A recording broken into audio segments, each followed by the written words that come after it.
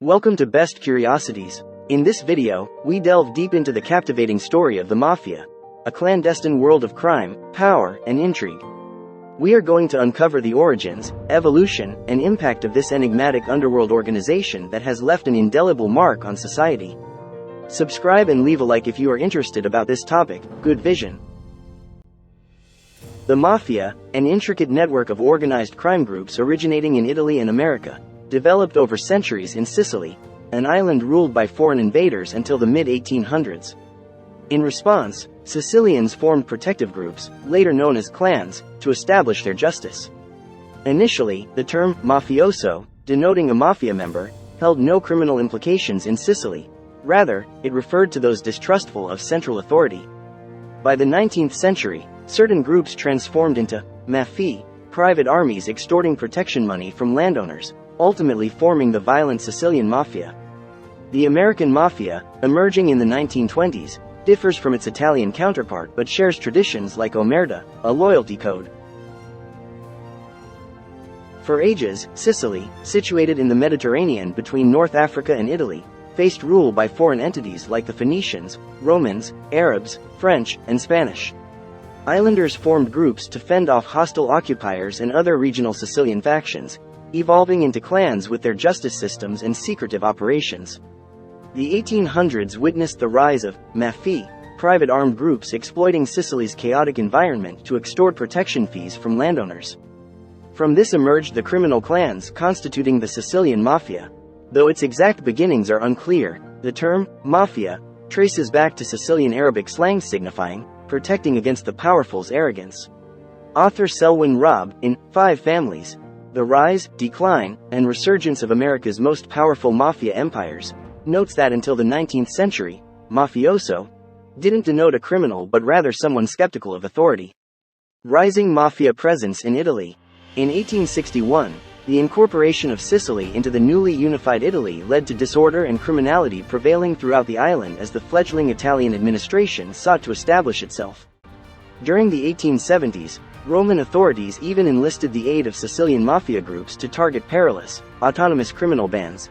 As compensation, officials turned a blind eye to the mafia's ongoing extortion of landowners for protection money. The government anticipated a short-lived collaboration, merely until Rome could assert control. However, the mafia syndicates extended their illicit operations and solidified their positions within Sicilian politics and the economy. Skillful in political corruption, the mafia intimidated individuals into voting for specific candidates who were indebted to the mafia in return. Even the Catholic Church was entangled with mafia factions at this time, with Robb noting that the church relied on mafiosi to oversee its extensive property holdings in Sicily and maintain control over tenant farmers. To bolster their power, Sicilian clans initiated new members through ceremonies where they vowed secret pledges of allegiance. Central to the clans was the concept of omerta, a vital code of behavior rooted in the ancient Sicilian belief that individuals should never approach government authorities to seek justice for a crime or collaborate with officials investigating any misdeeds. The Mafia in the 20th century and beyond. The Mafia's influence on Sicily expanded until the 1920s, when Prime Minister Benito Mussolini rose to power and initiated a ruthless crackdown on mobsters, perceiving them as a threat to his fascist regime. Nonetheless, in the 1950s, the Mafia resurged as mob-supported construction firms dominated the post-World War II building boom in Sicily. Over the ensuing decades, the Sicilian Mafia prospered, broadening its criminal dominion and evolving, by the 1970s, into a significant participant in global drug trafficking. The American Mafia, distinct from the Sicilian Mafia, ascended during the Prohibition era of the 1920s, thanks to the triumph of Italian-American local gangs in the booming illicit alcohol trade.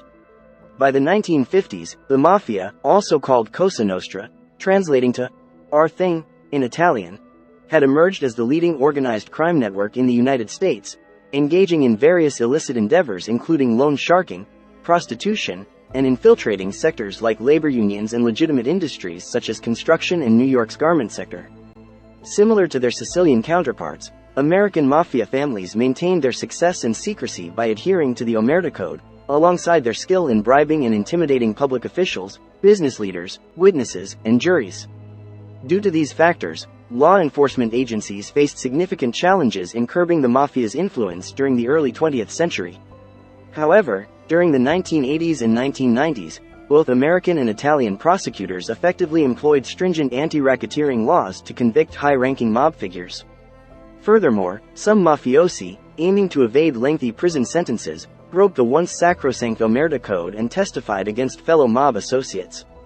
As the 21st century began, following numerous high-profile arrests spanning decades, the Mafia seemed weakened in both countries, though not entirely eradicated, and continues its operations to this day. Al Capone. Alphonse Gabriel Capone, occasionally known as Scarface, was an American gangster and entrepreneur who gained notoriety in the Prohibition era as a co-founder and leader of the Chicago outfit. His 7-year tenure as a crime boss concluded when he was imprisoned at 33 years old.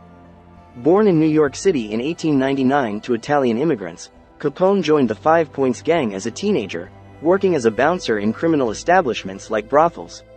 In his early 20s, he relocated to Chicago, becoming a trusted aide and bodyguard to Johnny Torrio, the head of an illegal alcohol-supplying criminal syndicate protected politically by the Unione Siciliana. Capone's rise and downfall were influenced by a conflict with the North Side gang. After North Side gunmen nearly assassinated Torrio, he retired, leaving control in Capone's hands. Capone expanded the bootlegging operation with increasing violence, while his profitable associations with Mayor William Hale Thompson and the Chicago Police Department seemingly shielded him from law enforcement. Capone seemingly enjoyed attention, even garnering cheers from crowds when he appeared at baseball games. He made charitable donations and was seen by many as a modern-day Robin Hood. Nonetheless, the St. Valentine's Day Massacre, a daylight murder of 7 gang rivals, tarnished Chicago's and Capone's reputation, prompting influential citizens to demand government intervention, and newspapers labeled him public enemy number 1. Federal authorities were determined to imprison Capone and charged him with 22 counts of tax evasion. In 1931, he was convicted on 5 counts. During a widely publicized trial, the judge allowed Capone's admissions of income and unpaid taxes as evidence, statements made during prior negotiations to settle his tax debts. He was sentenced to 11 years in federal prison upon conviction. After his conviction, he swapped his legal team for tax law experts, and his appeal prospects were bolstered by a Supreme Court decision. Despite this, his appeal ultimately failed. Early in his sentence, Capone exhibited signs of neurosyphilis, and his health declined progressively. He was released after nearly 8 years of incarceration, showing signs of debilitation. On January 25, 1947, he passed away due to cardiac arrest following a stroke. As we conclude our exploration into the riveting history of the Mafia, we are left with a clearer understanding of its complex allure. From its humble beginnings in the shadows of Sicily to its sprawling influence across continents, the Mafia's story is one of both fascination and fear. While the era of its dominance may have waned, its impact on culture, crime, and even the very fabric of society is undeniable. As we reflect on the tales of power struggles, betrayals, and unbreakable codes, let us remember the lessons history has taught us through the rise and fall of this secretive empire.